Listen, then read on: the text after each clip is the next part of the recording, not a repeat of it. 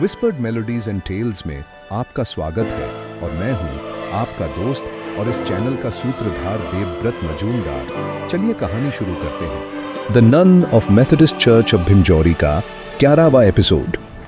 हम दोनों ने होटल के अंदर जाकर रिसेप्शन में एक कमरे की बात की। आज रिसेप्शन पर एक दूसरा बूढ़ा आदमी था। उसने एक चाबी ली और हमें सीढ़ियों से ऊपर वाले मंजिल पर ले गया। आज भी उस बूढ़े आदमी ने वही कमरा खोला और हमें दिखाया। मैंने बिना कुछ कहे ही रूम बुक करने की बात कही और महेश को नीचे बुकिंग के लिए भेजा। महेश कुछ देर में ही वापस आ गया और बोला, भैया अंकल पूछ रहे थे क्या खाना है, तो मैंने उन्हें अंडा करी और जीरा राइस बोल दिया क्योंकि अंकल ने कहा। मैंने महेश के बोलने के पहले ही बोला, क्योंकि सिर्फ अंडा करी ही बन सकता था, इस समय है ना, यही कहा होगा अंकल ने। महेश बोला, हाँ बिल्कुल यही कहा था और पीने का भी पूछ रहे थे। मैंने कहा कि मैं पूछ कर आता हूं, क्या बोलूं? मैंने कहा, अंकल से बोल कि जो सबसे अच्छी वाली है एक बोतल देने को, और हाँ तू मेरी गाड़ी से सामान भी मंगवा लेना। महेश गाड़ी की चाबी लेकर चला गया। मैं कमरे में रखे सोफे को खिड़की के पास लगाया और महेश का इंतजार करने लगा।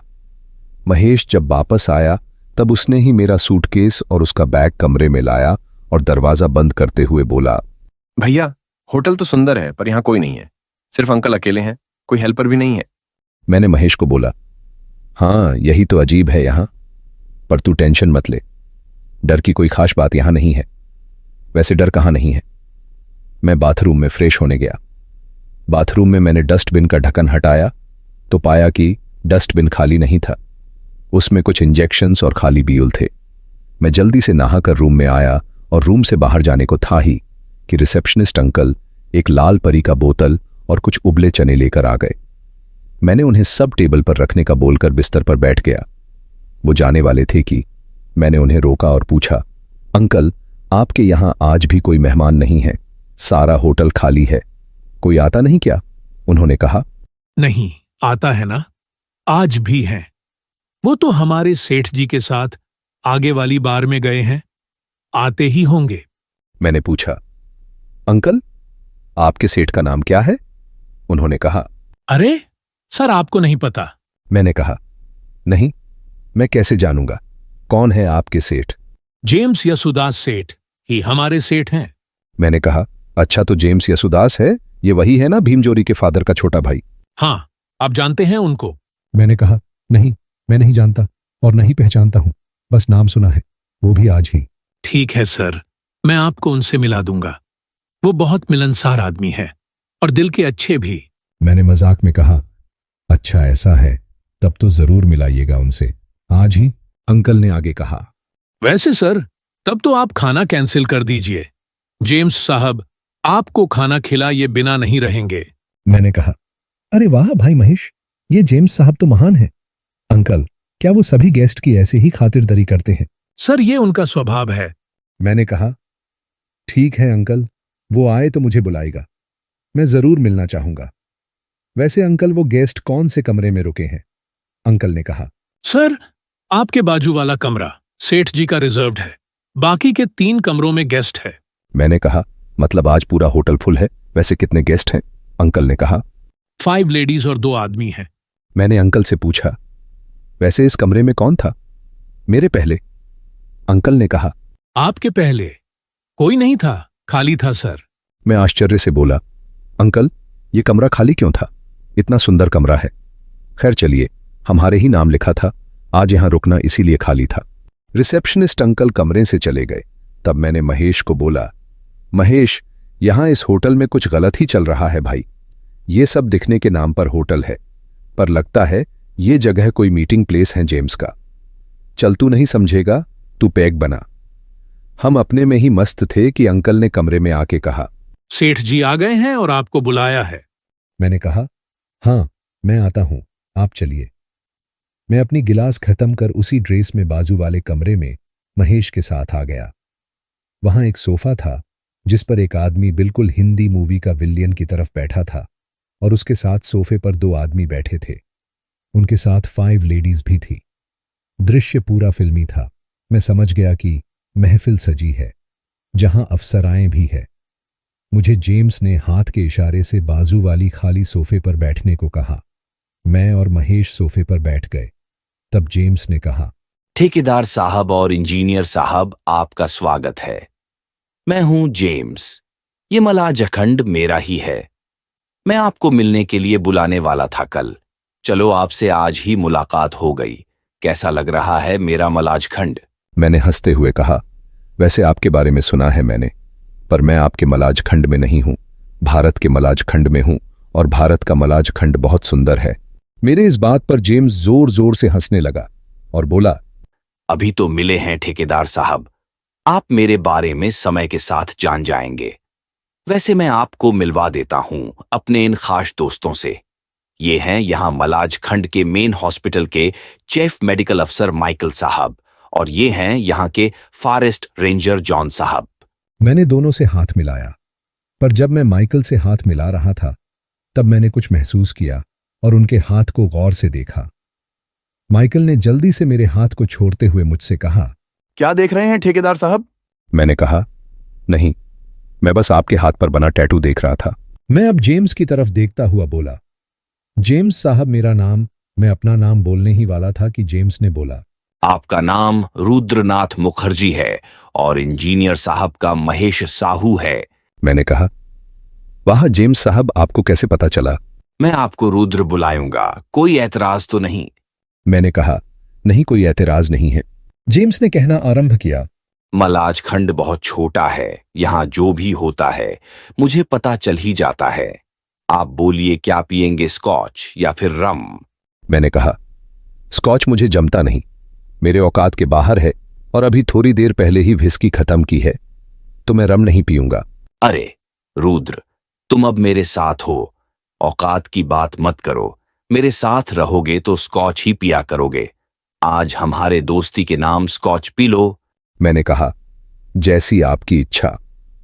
जेम्स ने आवाज लगाई और एक पहलवान सा आदमी कमरे में आया और 2 गिलास हमारे सामने रखता हुआ सभी के लिए स्कॉच का पैक बनाया। जेम्स ने कहा, ये पीटर है, मेरा वफादार आदमी। पीटर स्कॉच का बोतल रखते हुए जाने लगा तो मैंने कहा, अरे पीटर भाई, जरा इधर तो आना। पीटर मेरी तरफ आया और मैंने अपना हाथ पीटर की तरफ बढ़ाया और पीटर ने मेरे साथ हाथ मिलाया। मैं उससे हाथ मिला के बोला, पीटर, तुम्हारा हाथ तो मजबूत है और तुम्हारे हाथ में भी वैसी ही एंजल का टैटू है। माइकल साहब की तरह तुमने भी वहीं से बनाई है क्या टैटू को, जहां से माइकल साहब ने बनाई है? पीटर बिना कुछ बोले ही कमरे से बाहर चला गया। तब जेम्स ने कहा, रुद्र, तुम नई रोड बना रहे हो, जिसके लिए मटेरियल्स मुझसे ही खरीदना। मैं तुम्हें अच्छे दाम में मटेरियल दूंगा। मैंने कहा, जेम्स साहब, वैसे ये रोड का मटेरियल हम खुद तलाश कर सरकारी अनुमति से खोदते हैं और सरकार को रॉयल्टी भी देते हैं। हम सिर्फ वो ही मटेरियल खरीदते हैं जो कि यहां उपलब्ध ना हो। मैंने यहां जंगल में मटेरियल्स की खोज लगभग आरंभ कर दी है, बस सरकार की अनुमति लेने जाना है। जेम्स बोला, रुद्र, तुम चाहे जितनी भी खोज कर लो, पर लेना तो मुझसे ही पड़ेगा, क्योंकि यहां सरकार की अनुमति लेना बहुत मुश्किल है। मान लो अगर अनुमति मिल भी गई तो यहां खुदाई करना मुश्किल है। रुद्र, ये जंगली इलाका है, यहां सिर्फ जंगली जानवर ही नहीं रहते, यहां आदिवासी रहते हैं, यहां नक्सली रहते हैं, और जैसा कि तुम जानते हो, जंगल में भूत प्रेत भी है। और तुम तो चर्च की नन से 2 बार मिल भी चुके हो, मिले हो ना? क्या पता कब किसको तुमसे दुश्मनी हो जाए और वो तुम्हारे जान के पीछे ही पड़ जाए। हर कोई मेरी तरह दोस्ती का हाथ तो नहीं बढ़ाता ना, इसलिए कहता हूं, जवान हो, अभी बहुत दुनिया देखनी है। वैसे तुम्हारी कोई गर्लफ्रेंड है कि नहीं? तुम उसकी याद में मस्त रहो, अपना काम समाप्त करो। क्यों पड़ते हो इस जंगल के मामलों में? मेरे साथ हाथ मिलाओ और खूब पैसा कमाओ। जेम्स साहब, आप तो मटेरियल बेचकर पैसे कमा लेंगे, और मेरा क्या? तुम भी कमाओ, मैं तुम्हें भी कट दूंगा। मैंने कुछ देर सोचने के बाद कहा, जेम्स साहब, मुझे हमारे सेठ जी से अनुमति लेनी होगी।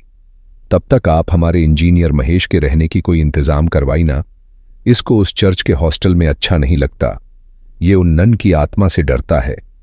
जेम्स ने कहा, डरना भी चाहिए, मैं तो बोलता हूं तुमको भी डरना चाहिए। ये नन की आत्मा बहुत खतरनाक है। मैंने पूछा, क्या कहानी है इन आत्माओं की? अब माइकल ने कहा, कहते हैं कि ये नन और इनके साथ जो फादर थे चर्च में। ये सभी विदेशी थे और तुम तो जानते ही हो कि विदेशी कैसे होते हैं। वो फादर का चक्कर था इन नन के साथ और उनमें से एक नन गर्भवती हो गई थी। फादर ने उस नन को उसी कमरे में मारा था जहां वो दरवाजा है और फिर उस दरवाजे से नन की लाश को बाहर जंगल में ले जाकर फादर ने दफन कर दिया। फिर कुछ दिन बाद फादर की लाश चर्च के बच्चों ने उस कमरे में पाई। तब से नन की आत्मा चर्च में घूमती है और उस कमरे में किसी को भी नहीं रहने नहीं देती। फादर की आत्मा चर्च के हॉस्टल में रहने वाली बच्चियों को गर्भवती कर देता है। मैं माइकल की कहानी सुनकर सर पर हाथ रखकर सोचने लगा, कैसी बचकानी कहानी सुना रहा है, वो भी आज के समय में। एक इंजीनियर और एक आज के जवान आदमी को। इसकी कहानी सिर्फ गांव के लोग ही मानते होंगे या जंगल में रहने वाले आदिवासी ही यकीन करते होंगे। मन तो किया कि उठकर माइकल को एक जोरदार पंच मारूं और बोलूं कि हमको क्या, गांव का आदिवासी समझ रहा है। ग्रेजुएट है अपना महेश, उसको कुछ भी सुनाएगा क्या पगले। मैंने महेश से कहा, महेश तूने सही किया, मेरे साथ आ गया, नहीं तो तूने सुना ना माइकल साहब ने क्या कहा, नन जान ले लेती तेरा। वैसे जेम्स साहब, आपने इन मोहतरमाओं से नहीं मिलाया। जेम्स बोला, ये हमारी विदेशी दोस्त हैं और इन्हीं के लिए आज की शाम मैंने पार्टी रखी है। रुद्र, तुमको कौन सी पसंद है इनमें? मैंने कहा, जेम्स साहब, मुझे विदेशी नारी में कोई इंटरेस्ट नहीं है। वैसे मैं शादीशुदा मर्द हूं, बस अपनी पत्नी से ही प्यार है और उसी के लिए जी रहा हूं। अरे रुद्र, मैं भी तो बस दोस्ती करने की बात कर रहा हूं। मैंने कहा, नहीं जेम्स साहब, मैं अपनी पत्नी से वादा किया हूं कि उसके अलावा किसी से दोस्ती भी नहीं करूंगा। मैं चलता हूं, आप करिए पार्टी। महेश मुझे आश्चर्य से देख रहा था और मैं जाने लगा तो जेम्स ने कहा, रुद्र, तुम मेरी बात को गौर करना। तुम मेरे काम आओ और मैं तुम्हारे काम आता हूं। मैंने सबको बाई बोला और कमरे से निकल गया। महेश मेरे पीछे आश्चर्य से देखते हुए चल रहा था। कमरे में पहुंचकर मैंने महेश की तरफ देखा। वो अभी भी समझ नहीं पा रहा था कि मेरी शादी कब हुई और मैंने उसे बताया नहीं कभी। मैं उसके मन की उलझन को समझता हुआ बोला, चल अंकल को बोल खाना लगाने के लिए, और अब पेग बना, तेरे मन की उलझन खत्म करता हूं। हमने एक पेग खत्म किया और अंकल ने खाना ला दिया। हमने खाना खाया और मैं अपनी एसयूवी की चाबी लेकर महेश को मेरे साथ चलने बोला। हम होटल से बाहर आए और एसयूवी लेकर रोड पर कुछ दूर पर रोक दिया। तब मैंने बोलना शुरू किया, महेश, तू सोच रहा होगा कि मैं जेम्स को क्यों बोला कि मैं शादीशुदा आदमी हूं। मेरी शादी कब हुई? वैसे मैं बता दूं कि मेरी शादी नहीं हुई है, पर मैं वहां से निकलना चाहता था क्योंकि जेम्स की विदेशी दोस्त दरअसल उनके मनोरंजन के लिए थी और वो सोच रहे होंगे कि मुझे उनकी दोस्त के साथ मेरी दोस्ती करवा देंगे और दोस्ती के बहाने विदेशी मेरे से गलत काम करवा लेगी, मेरे से उनका हर काम करवा लेंगे। इसको हनी ट्रैप कहते हैं और मैं ट्रैप में नहीं आने वाला, करूंगा वही जो मुझे सही लगेगा। तू याद रखना कि आज के बाद कोई भी यहां मलाजखंड में तुझसे पूछे मेरी जिंदगी के बारे में तो कहना कि तू मेरे पर्सनल लाइफ के बारे में कुछ नहीं जानता। अब प्लान ये है कि इस जेम्स को हमें अपने फायदे के लिए काम में लेना है, ना कि उसके फायदे के लिए। जेम्स यहाँ का मगरमच्छ है और हमें इस तालाब में मगरमच्छ की पीठ पर सवार होकर तालाब पार भी करना है और मगरमच्छ का शिकार भी करना है। और तू वैसा ही करना जैसा मैं बोलूं, समझा? हम वापस होटल आ गए और सो गए, जबकि जेम्स और उसके दोस्त अब भी पार्टी कर रहे थे। अगर आपको मेरी कहानियां अच्छी लग रही हैं, तो मेरे वीडियोस को लाइक करें और मेरे चैनल को सब्सक्राइब जरूर करें। साथ में बेल आइकॉन को दबाना मत भूलिए ताकि आपको मेरी नई वीडियोस की जानकारी मिलती रहे। धन्यवाद।